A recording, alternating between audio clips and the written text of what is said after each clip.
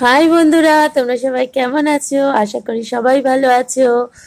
তো আমি চলে এসেছি এখন রান্নাঘরে। তারপরে গ্যাসটা ধরিয়ে নিয়ে কড়াইটা বসিয়ে দিলাম। আর এই দেখো, লম্বা লম্বা করে আলু সরু সরু করে লম্বা লম্বা করে কেটে রেখেছি। আর গরম কড়াইতে দিয়ে দিলাম অনেকটা সাদা তেল। তো এইবারে দেখো আমি কি করছি। আমি আজকে করব দেখতে ফ্রেঞ্চ ফ্রাই কিন্তু খেতে আলু ভাজা।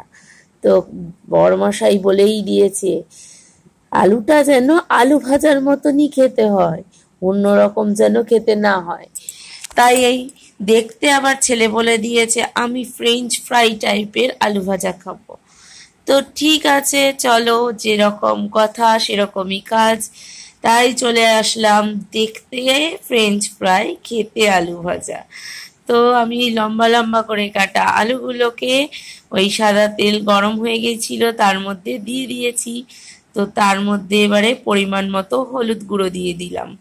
তো দেখো, একটু কালারফুল না হলে তো আবার দেখতে ফ্রেঞ্চ ফ্রাইয়ের মতন হবে না। তার জন্য একটু বেশি করেই হলুদ গুঁড়ো দিয়ে নিয়েছি। আর সাথে দিলাম পরিমাণ মতো নুন।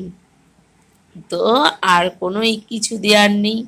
এবার শুধু উল্টে পাল্টে ভেজে নিলেই রেডি হয়ে যাবে আমাদের দেখতে ফ্রেঞ্চ ফ্রাই খেতে আলু ভাজা। তো দেখো, ভাজার মধ্যেও এটা একটু মানে অন্যরকমভাবে ভাজতে হবে। যখন এটা একটু মানে তেলের সাথে লেগে লাল লাল হয়ে যাবে তখন এটা ভাঙার সম্ভাবনা চলে আসবে। তখন এটা উল্টানো একটু অন্যরকমভাবে খুন্তির দ্বারা তুলে তুলে উল্টাতে হবে। দেখো আমি মানে খুন্তিটাকে একদম নিচ থেকে কড়াইয়ের মানে আলুর একদম তলা থেকে ঢোকাচ্ছি আর ওপর দিয়ে চিপড়ে চিপড়ে তুলে নিচ্ছি। তো দেখো, এই দেখো কি সুন্দর করে ভাজি যাতে আলুগুলো না ভেঙে যায়, এরকম লম্বা লম্বাই যেন থাকে। তো ভেঙে গেলে তো পুরো আলু ভাজাই দেখতে হবে আর একটা চচ্চড়ি চচ্চড়ি মতন হয়ে যাবে।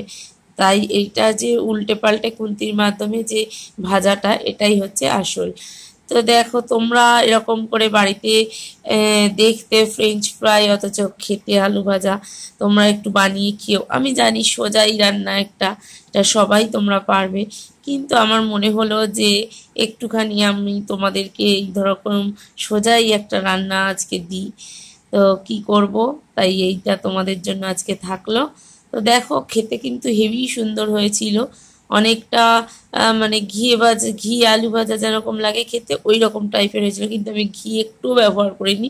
কিন্তু খেতে এত সুন্দর স্বাদটা হয়েছিল, মনে হয় ডিম আর ঘি দিয়ে ভেজেছি।